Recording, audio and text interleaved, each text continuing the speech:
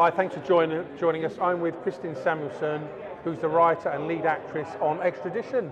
Yes. Welcone to Fusion. Thank you so much. It's a pleasure to be here. It's a great festival. You're welcome. And you play kind of, we'll get on to this in a moment, a duplicitous Machiavellian kind of character who you're not entirely sure who she's with. A politician, in other words. Right. But yeah, if you could give us just a quick synopsis of what the film's about. All right. We have myself being the senator, the chair of the Senate Intelligence Committee. A Ukrainian attaché sort of comes to visit me seeking help with a hacker to help Ukraine find out what Russia has in store for them next.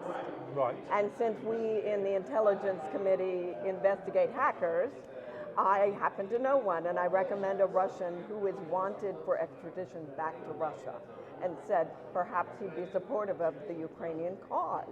Okay. But I'm not in the FBI, so I don't know exactly where he is, but the file says he's in New York somewhere.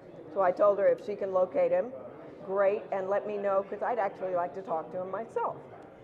So she goes back and with all of her Ukrainian friends and network online and locates the guy.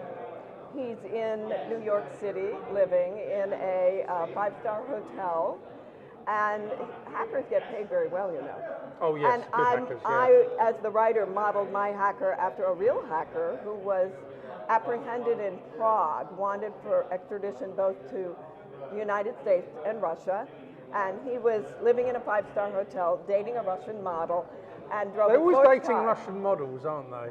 I guess, yeah. Well, I guess they're ubiquitous, Russian models, right? Yeah, yeah. Anyway, you have to have a pretty girl. Anyway, I thought this guy sounded like a James Bond kind of guy, so I decided to make my Russian hacker like that guy.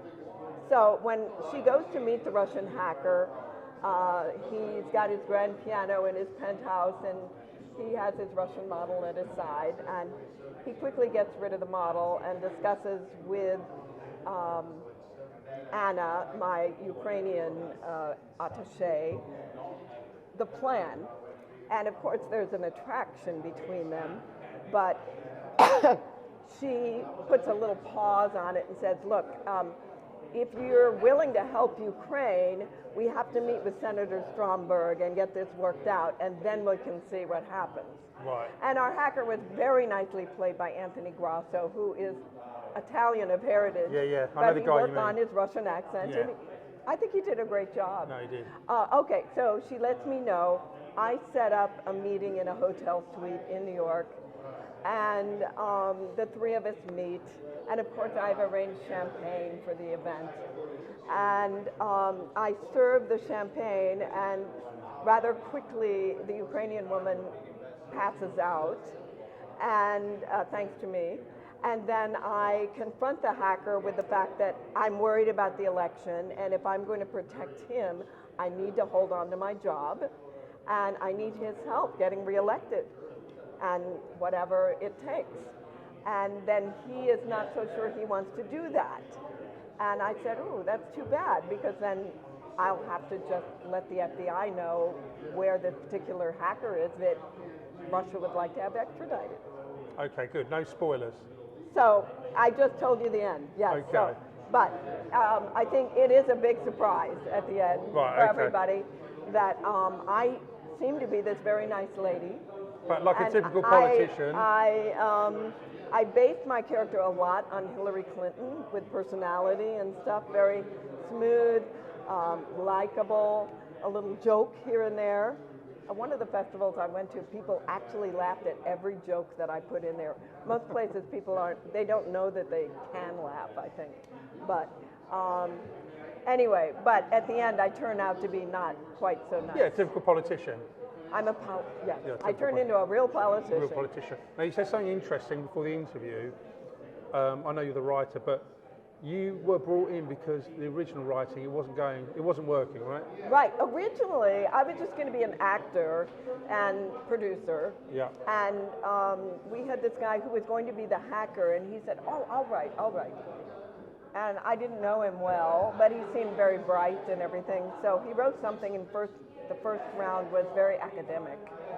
It wasn't a dialogue at all. It was just like a lecture.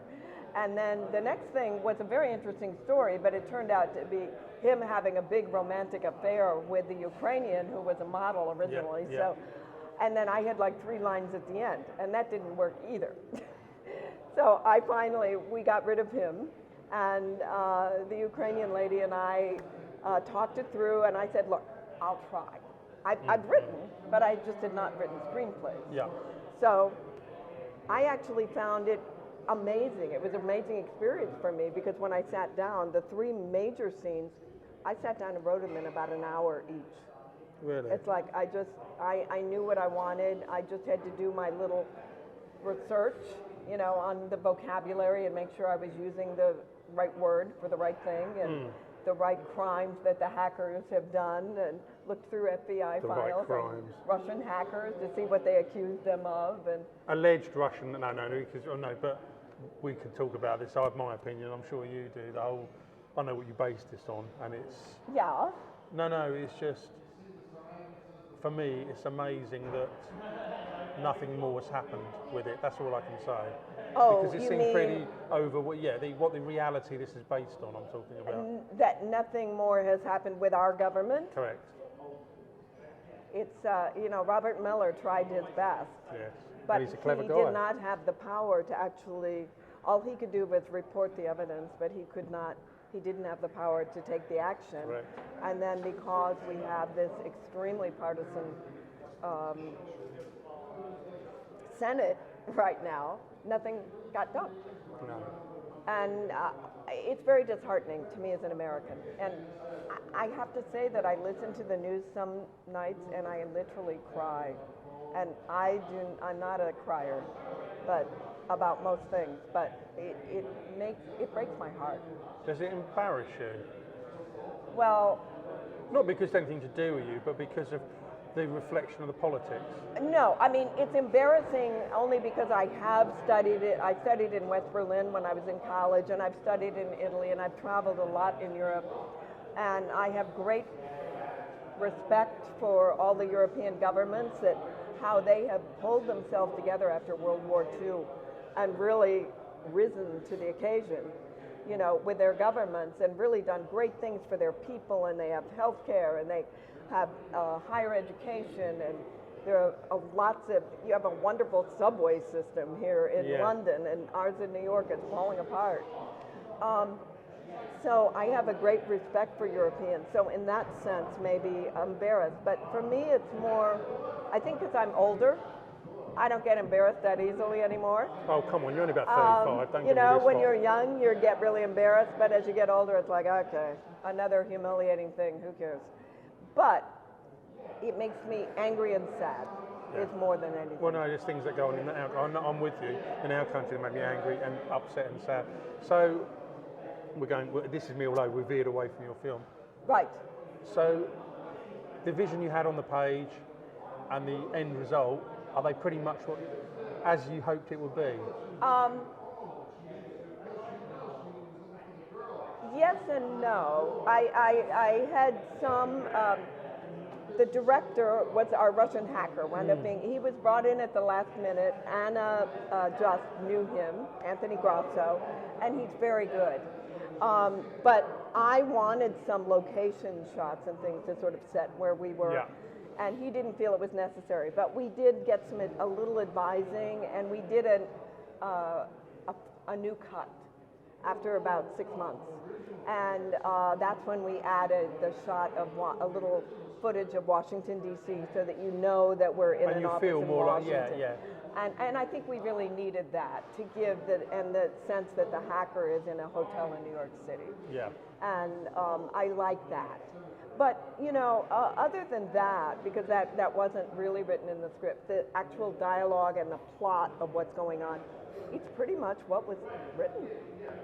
So I wasn't going to ask you any awkward questions because that's not the way I work. But Yeah. I am going to ask you something, and I hope this won't be awkward, but I'll be interested to hear your response. Edward Snowden. Right. You know Edward Snowden is obviously the hacker that went off to Russia, disappeared. Oh, okay, yeah. And Chelsea Manning. And Yes. you know who Chelsea Manning is? Yes. Hero or villain? I'm sorry, what do I think of them? Hero or villain? Is that putting you on the spot? They're both, I see both sides of the story. Right. And again, it's sort of, to me, it's gray area. It's neither one is totally wrong or totally right. I can't see them as either. I kind of feel the same, and I'm a UK citizen, but it's a difficult one. It's a difficult one. It is.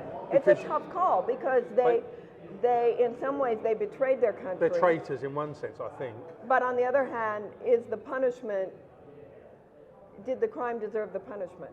Because they exposed something that was I mean, did we not need to know about some of these things going on? And quite frankly, with the things that are going on in our government, they're getting exposed right now and nobody's doing anything. That's what I find unbelievable. So tell me, what is it that you're doing after this? Do you have anything that's planned now? With the film? No, post-film. Have you got any new projects? Well, at the last film festival I was at in New York City, I met a guy who does distribution, or he's with a group, and he really likes my story. And so because this could easily be a series, couldn't it? He's encouraged me, and I have thought about this, but didn't know where to begin.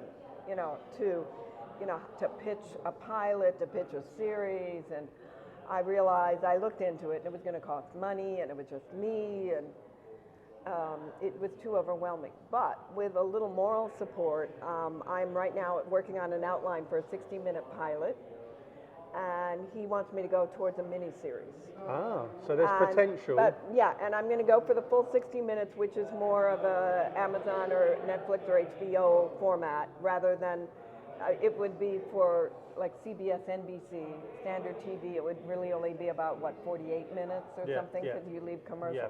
But I'm going to go towards the full 60 minutes, and my hope is to shoot that and then see if there's interest in a few more episodes. I mean, I can easily see that. Your character really reminds me of a film with Meryl Streep called Extradition. Rendition. Your actress are called Rendition. Oh, that's one I haven't seen. Yeah, sorry, watch Rendition. In Rendition, I can't really say too much, but her character is really quite... Similar to mine? Yeah, except hers is a little... Now I'm going to have to watch it, because I love Meryl Streep. Yeah, Rendition, and it's the way that she's pulling the strings behind the curtains. And I think you'll see what I mean. She's, I dare I say, a lot nastier than the character that you play. She's even darker. But when you watch it, I've never seen Meryl Streep act like that. And she's really quite not nice. Yeah. She's a realist, and all she cares about is getting the job done. But it's the way that she goes about it, and she's not nice, because she doesn't give a toss about anyone or anything. Right. But yeah, that's which is a good thing, because that's what it reminded me of, which is a nice thing to say. Right. So, that's very interesting. I consider that a compliment, actually, that you consider me similar to that, because anything Meryl Streep does is brilliant. The best. Unless you're Donald Trump, who thinks she's a second-rate actress, apparently.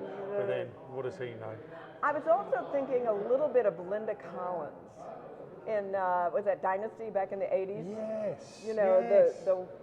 The diva. The diva, yes. Yes, who had to have everything her way. Yes, I can see that. Yeah, maybe a little nicer than her, but at the end, that was definitely my vision. Oh, yeah. Because that was planned all the way through. It's just a reveal at the end, isn't it? Yeah. Because obviously she knew what she was doing. Yeah. So that's it. Fantastic. Thank you. Thank you so much, Steve. Thank you. It's great to be here. And lovely to